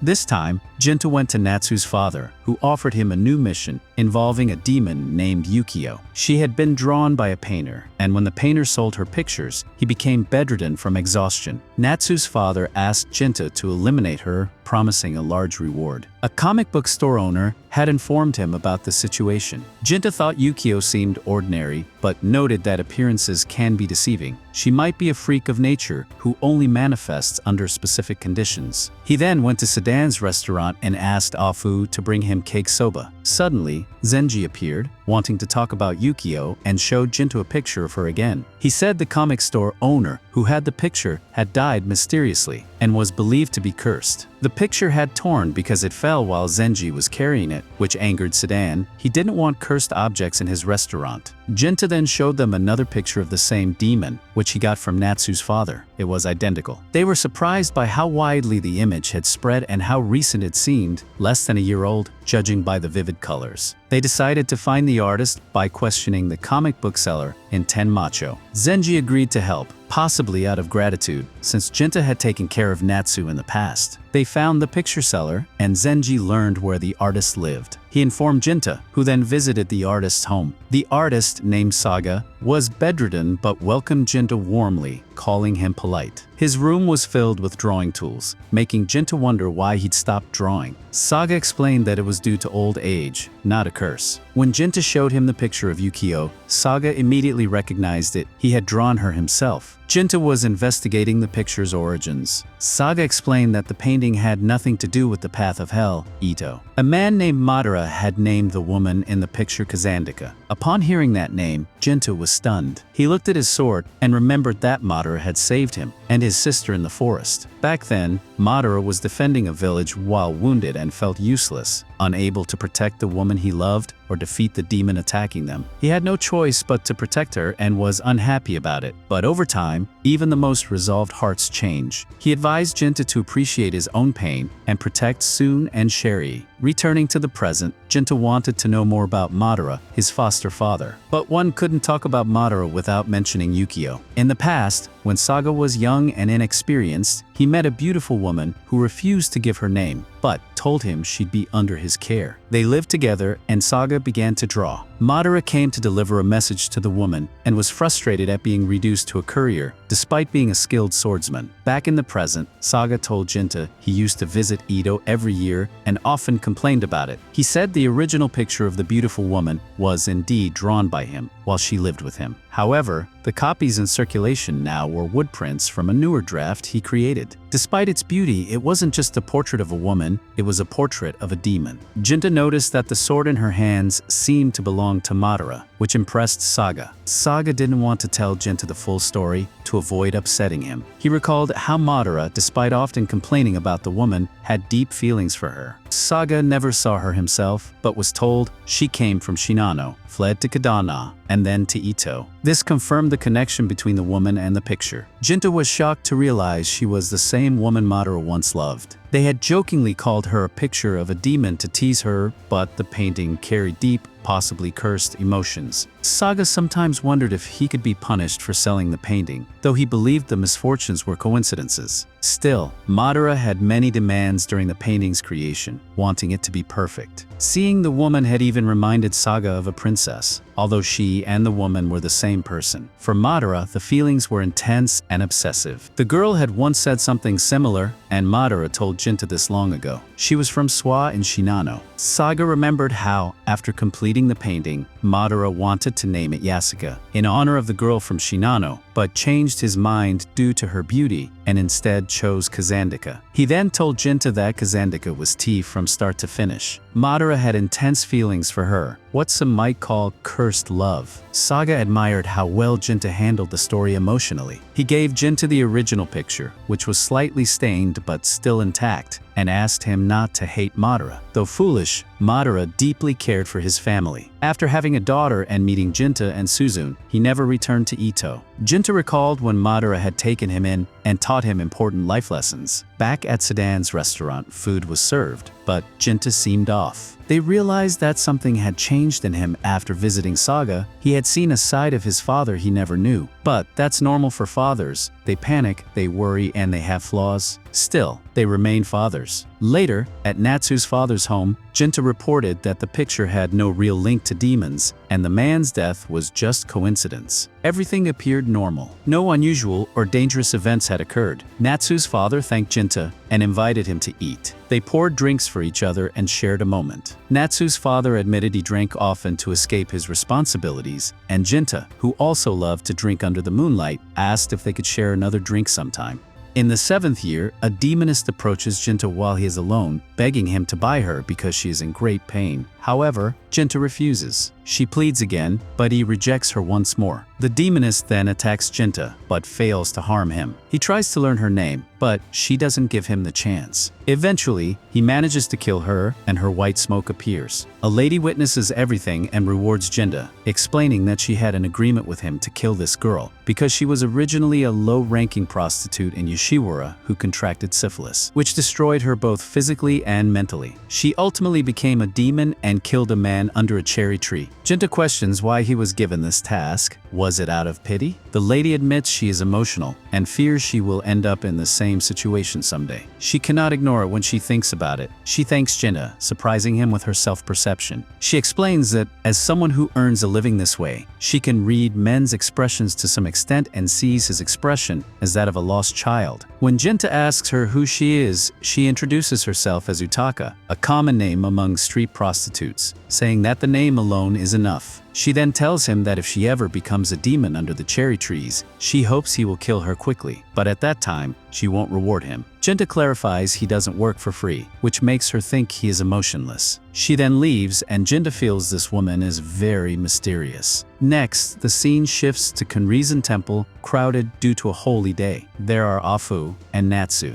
Natsu asks where the man she invited is, and Afu tells her that Genta and Armor are working, so they didn't come, and Zenji couldn't attend because he was the one who invited them. Natsu mimics her father, who once said that any good merchant knows holiday events are great opportunities for business. She tells Afu this and suggests they enjoy themselves at the festival. They play with kids, eat sausages and sweets, then stop by a certain plant. From it, Natsu learns they are in the middle of summer and asks Afu the plant's name. Afu says it's called Hasuki because its fruit is pink like hers, and some say it's drenched in the fire of the year, making it seem like it's covered in flames. There are many theories about it, but no precise source. Afu also tells her some write it as Sasuke, meaning demon lantern, which might be the shining light from demons when they roam, which scares Natsu. Afu thinks Natsu is afraid of demons, but Natsu says everyone is. She reveals she was attacked twice by demons and nearly died if not for Genta. She recalls that 4 years ago, he was her bodyguard for 2 nights, and when she saw him cut off a demon's arm, the child inside her saw it like a living doll from a storybook. Then, Afu asks if Natsu loves Genta, but Natsu denies it, saying it's not love, he is just someone from many stories of her own. She recalls his words about why he walks his path and tells Afu that when Genta looked at her then, it wasn't the gaze of a fighter, but of someone fragile enough to break at the slightest touch. That's when she realized he was no different from her, and that's why she feels comfortable around him. She thinks calling this feeling love would disappoint all the women in the world. Afu agrees, saying Genta avoids his feelings and refuses to confront them. Then, Mr. Akitsu calls them over to see his merchandise and encourages them to buy if they like something. Natsu whispers to Afu, asking who he is. Afu says he's a regular customer at their restaurant from Kyoto. Akitsu introduces himself as Sumiguro Akitsu, surprising Natsu because Sumiguro Akitsu is known as one of the best metalworkers. When Akitsu tries not to make her worry, she tells him she's Tohaku's daughter, so how could she not worry? She also asks if his goods live up to his name. Glancing at his merchandise, she finds it good. Akitsu shows 2 matching shells, which Natsu recognizes as a bit worn but finely crafted. He tells her that since they are the same age, if she gives these shells as a gift to someone she cares about, he will definitely fall in love with her. However, Natsu denies having someone she cares for. Afu intervenes, saying she does have someone but is embarrassed to say it, making Natsu even more embarrassed, causing her to laugh. He then shows her a puffed bird, which Natsu finds cute but says it doesn't compare to the shells. Sumiguro Akitsu explains that in the lineage of kings, birds transform into shells that drop into the seas, though he thinks this is just a myth. He adds that the birds disappear in late autumn and drop into the seas, turning into shells. He sees this bird as very suitable for Natsu because it's small compared to shells. Natsu feels he's mocking her, but he clarifies that he isn't. He says it's good to be a puffed bird that can survive the winter. He explains that people's hearts change and wishes for her feelings to bloom and turn into a shell. However, Natsu objects to being called a bird, although she likes it and decides to buy it. After giving him the money, Akitsu hands her something as a gift, which surprises Natsu. It's a real Sumiguro Kanashi. She inquires how he got it, but he tells her it's not worth much and that he'll throw it away later if she doesn't take it, which shocks Natsu. So, Akitsu insists she keeps it, saying it will bring her happiness. Natsu accepts and thanks him before they say their goodbyes. As they walk away, the bells ring more intensely and a plant falls from the tree, revealing a large hidden shadow. Next, we move to Genta, who is pursuing another demon. He locates and kills it, then goes to the person who assigned him the task to receive his reward. The man offers him some special sake from a rare source, but Genta refuses and leaves. Grateful, the man tells him to ask if he ever needs anything in the future. While walking alone, Utaka appears and tells Genta he came out unscathed. When he asks if she was worried, she confirms she was. She says if she died because of the information she sold, she couldn't live with herself. Genta gives her something for that information. Then Utaka asks Genta what's bothering him. He replies that he's troubled because he killed something he didn't want to, but couldn't choose to use his sword differently. As she starts to leave, she tells him about another man who specializes in killing demons, but it's not him. It's Muji, who can control shikimi and reportedly uses animals like dogs and birds to hunt demons, though she's unsure and calls it just talk. She warns him not to let this new rival steal his work. Next, Genta goes to the Sadada restaurant, where they are waiting for him. Afu tells him Natsu isn't doing well. When Natsu sees Genta, she rushes over, grabs his hand, and says she missed him. Genta pulls his hand away, but Natsu tells him not to.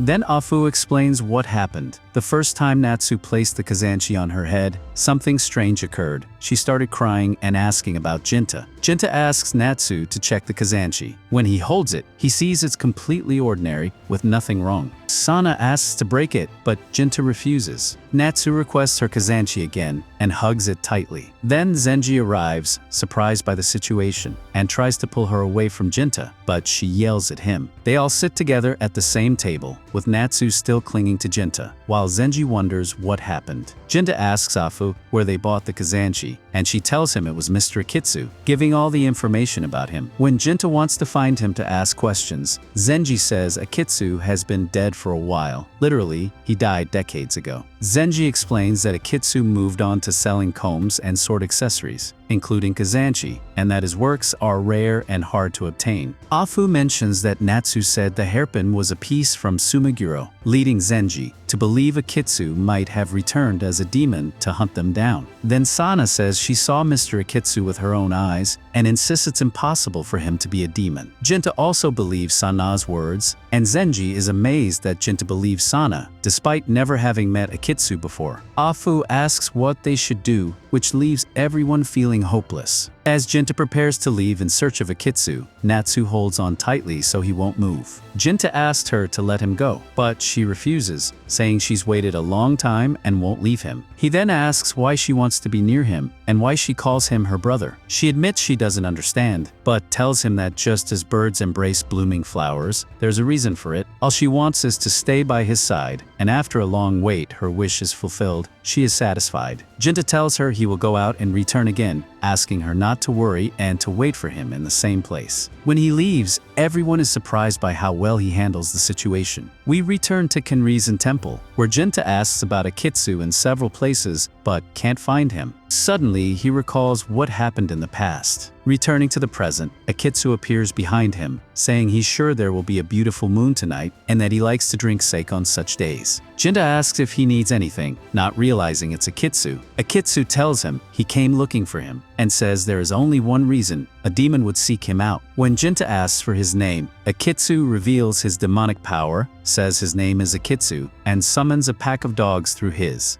Then Akitsu ordered the dogs to attack Genta. The 3 dogs lunged at him, but Genta cut off the head of the first one, which impressed Akitsu. He then summoned another dog to push Genta further. When the dogs attacked all at once, Genta repelled them with strikes from his sword. However, they reappeared, and Genta was surprised there seemed to be no end to them. He used his special power of invisibility. Though he kept killing the dogs repeatedly, they reappeared each time, recognizing him through their strong sense of smell. Eventually, Genta revealed himself and launched a quick attack on Akitsu, striking and pushing him back. When Akitsu tried to stand up, Genta pointed his sword at his head and split him in half, but nothing happened, as it was just a mirage. Though Genta had made a solid attempt, he had failed. Akitsu vanished, and the dogs restrained Genta with their teeth and knocked him down. Akitsu praised his dogs, said goodbye, and tried to leave. But Genta transformed again, surprising Akitsu. Genta realized the souls of Akitsu's dogs were like superior demons and stole them, turning them against Akitsu. The dogs surrounded him, preventing his escape. As Genta approached, Akitsu pleaded for mercy. Genta asked why he should spare him and demanded answers, threatening to erase his memories if he refused. Akitsu agreed to speak, although he claimed he could defend himself. Genta emphasized that Akitsu had too many tricks, but Akitsu was surprised since Genta hadn't even shown his true power yet. He asked Genta to remove the dogs, fearing them. Genta complied, which made Akitsu laugh, thinking him naive, but Genta trusted his words. Akitsu claimed others had lied, but he hadn't. He asked for his dogs back and promised not to run. Picking them up, he said he wouldn't tire them out again. When Genta asked about this, Akitsu explained that the figures were just papier-mâché, infused with emotions. Emotions, especially negative ones, could become demons, so it wasn't strange for objects to come to life. This was known as Tsukumagami. He described himself as a spiritual medium controlling magical creatures, but with Tsukumami instead. Genta thought Akitsu came from an exorcist family, but Akitsu denied it. Famous exorcists like Nagumo of the Cursor and Kakami of the Magadama inherited their techniques by blood, but Akitsu followed a school-based method. Originally, Sumiguro Akitsu was a skilled craftsman, and everything he created developed its own spirit, not metaphorically, but literally. Eventually, he invented a technique to turn these into Tsukumomi controllable beings. After Sumigiro's death, his teachings passed to his students, and Akitsu became the 3rd successor. The name Tsukumomi was known more for the craftsmanship than spirit use. When Genta asked about his name and the kanzushi he gave Natsu, Akitsu recalled that he had given it to someone rather than sold it. This didn't matter to Genta. He wanted to know why Natsu had changed upon wearing it and what the story behind it was. To Akitsu, it was just an ordinary hairpin. But then he remembered something and told Genta he could help solve her problem if Genta moved his sword away. Though doubtful, Genta agreed, thinking he had no choice but to believe him, whether Akitsu was lying or not. He lowered his sword and went to Natsu. When Natsu saw him, she went to him and greeted him, saying she had been waiting because he asked her to. He apologized for being late, but Natsu said she always knew he would return to her in the end. Then Genta asked her to go out, and they wandered around the village at night. Genta stopped at the snowy willow trees, whose flowers bloom in spring like snow. Natsu marveled at how he knew everything and called him her dear brother. But Genta didn't like the term. It made him feel weak and exposed, which he hated. He told her he had wanted to protect him, but failed. The promise he made on that rainy night was broken easily, and he had failed to be her loving brother until the end. He said he was no longer Genta, and when it came to her and Suzun, he wasn't just an older brother. But Natsu objected. She let go of his hands and asked why a bird needed a reason to sleep near a flower, saying the same applied to siblings. No matter the circumstances, their bond couldn't be broken. After many moons, she had finally found her way back to him, and she had no doubt he would also find a path that brings him happiness. Life was a long journey to find where one's feelings belong. Though Genta didn't believe he could find that place, Natsu assured him that was the very purpose of life. He wasn't convinced, but thanked her for listening to his complaint. Then he approached her to return her to her other half, which made Natsu marvel and cry. Genta remembered Akitsu had told him to give Natsu the Koge, so she would return to her nature. She took the Koge from him and placed it with the kanzushi, which caused a bird to appear and fly away. Then Natsu lost consciousness. Akitsu appeared and congratulated Genta, telling him it had worked perfectly. By the river, Akitsu explained the word koge, a kanji that means scratcher. It's a hair tool used to style and scratch the head without ruining the hairstyle, traditionally used by ladies and boys, while men kept it next to their swords. It was symbolic, like an older brother to a younger sister. All these kai were made by Sumaguro, and since Genta had the sister piece to this pin, Akitsu guessed that was why Natsu called him dear brother. But Genta realized the kanzushi carried lingering emotions from its previous owner, and thought Natsu had been overtaken by those feelings, making her seek a dear brother. Akitsu laughed, saying it sounded like something from a play. It seemed those two pieces were created as a pair. Akitsu noticed wisteria leaves falling, signaling the arrival of a bell's call. He quoted a poem from the many, saying Sumiguro was quite the joker. Genta recalled Natsu's words, that the bell hairpins were always searching for wisteria flowers, and realized strange things really do happen in life. But to Akitsu, the important thing was that the bell had returned to its brother and all ended well. When Genta asked where the bell flew, Akitsu oddly answered, over there, which surprised Genta. Then Akitsu explained, it flew toward the distant heavens beyond the seas, where the feelings of home call it. The only way to know its location would be to ask the bell itself. But in any case, feelings always return to where they belong, and that's what Akitsu believed. Genta hoped that was true. As Akitsu prepared to leave, Genta stopped him, saying he should ask permission, and even threatened him, reminding him that he was a demon in a human body. But Akitsu didn't care. He said Genta was a loyal friend, not a danger to anyone, and that he was just a craftsman. He only kills demons when asked, and only fights those who threaten him. He doesn't harm demons that do no wrong. Before leaving, he told Genta that in the end, they are all demons, so they all fall under the kind Genta hunts. No matter how kind or loyal or how close to humans they are, that truth doesn't change. Genta understood this. Akitsu was pleased and bid him farewell. The next day, at the Sedana restaurant, Zenji was happy that Natsu had returned to her true self, but wondered why she seemed sad. Afu understood. Natsu still had clear memories of what had happened. Zenji teased her, mimicking her spoiled speech, which embarrassed her and made her angry. Then Sedana offered Natsu a drink on the house, which cheered her up,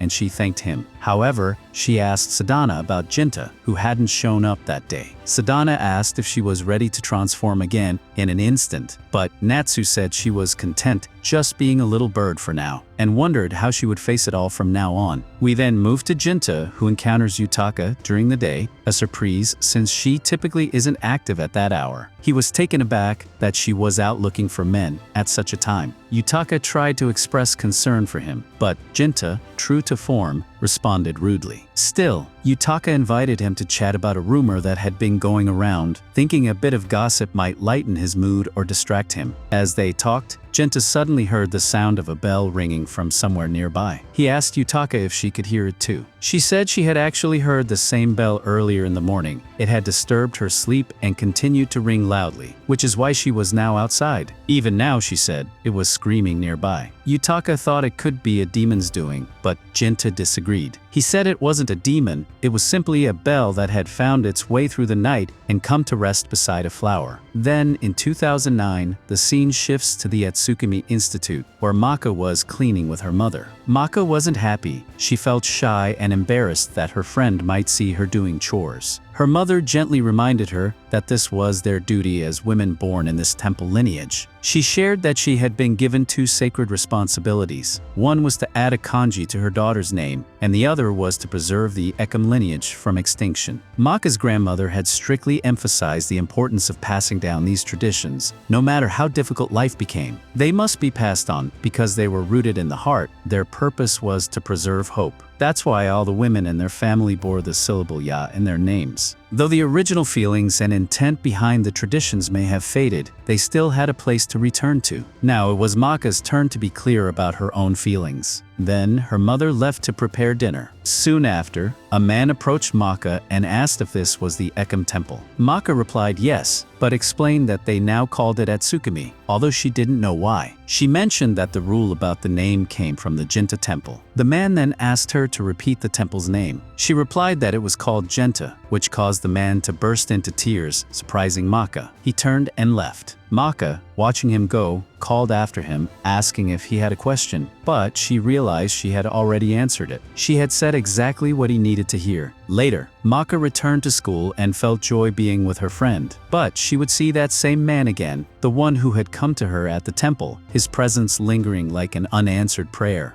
Sometime later, in the auditorium of a high school, students gathered in full to enjoy a classic stage play titled The Courtesan on a Rainy Night. This play was based on the diaries of Edawira courtesans, often called yataka in the context of old society. Many courtesans came from samurai or merchant families who had fallen into difficult circumstances due to family misfortune, and keeping diaries became a common way for them to record their lives. The performance began with a solemn narration about a samurai who was arranged to marry in order to save his declining family. However, the woman he was to wed, daughter of a samurai family, appeared so indifferent that the samurai felt hurt and canceled the engagement. The woman's family slowly fell apart, her father died in despair, and her mother was lost in endless grief. The heroine realized there was never a true bond between them, and when no one called her by name anymore, she felt no need to cling to that name. This mood blended with the stage setting as the curtain gradually rose, revealing the onset of a rainy night. On that rainy night, Miura Naotsugu happened to shelter from the rain with a courtesan. His first impression was a strong attraction to her appearance and aura. However, the woman, an experienced courtesan, remained calm, which confused Naotsugu and led him to quickly apologize. Seeing the rain hadn't stopped, she decided to leave. But before going, Naotsugu called her back to ask her name. She introduced herself as Yataka, believing the simple name was enough to be remembered. Her image, with a faint smile in the night, made Naotsugu feel as if he had just met someone from another world. That same rainy night, Naotsugu noticed a figure appearing near them. Yataka's reaction showed it was an old acquaintance, and her gaze carried a mix of familiarity and unmistakable fear. This detail made Naotsugu begin to suspect a complicated relationship between them. The next morning, Naotsugu went to the familiar noodle shop to find Genta. During their conversation, Genta recalled the heavy rain the night before and talked about the drinking party at the Asa Tavern. They both drank quite a lot, and Genta was so tireless that Afu had to remind him to slow down. Still, it was a joyful evening until they parted ways and met the heavy rain. Naotsugu also asked about Genta's earlier mention of looking for work. Genta confirmed and added that since rumors about demons were spreading, he would return to Akusa that night to investigate under the night's shadow. Naotsugu went back to the place where he had sheltered from the rain before, seemingly drawn back by some unknown feeling, unsure of what he expected there. Yataka appeared again with her familiar umbrella, and their second meeting took place in a quiet, contemplative atmosphere. Naotsugu was still haunted by the mysterious figure from before. When he brought it up, Yatika simply said it was an old acquaintance and advised him not to concern himself with the private matters of a courtesan. Faced with her cautious attitude, Naotsugu was embarrassed and admitted the real reason he returned was because he hoped to see her again. Though initially playful, Yatika soon recognized the sincerity in the young man's eyes, which made her reflect on the strange person. Not long after, the mysterious figure reappeared, their face unmistakable. Yatika's eyes showed both familiarity and clear fear. Her shoulders trembled slightly, and Naotsugu instinctively stepped forward to shield her. That action immediately made the figure disappear, restoring peace to the space. The next morning, Genta arrived at the noodle shop with a heavy heart.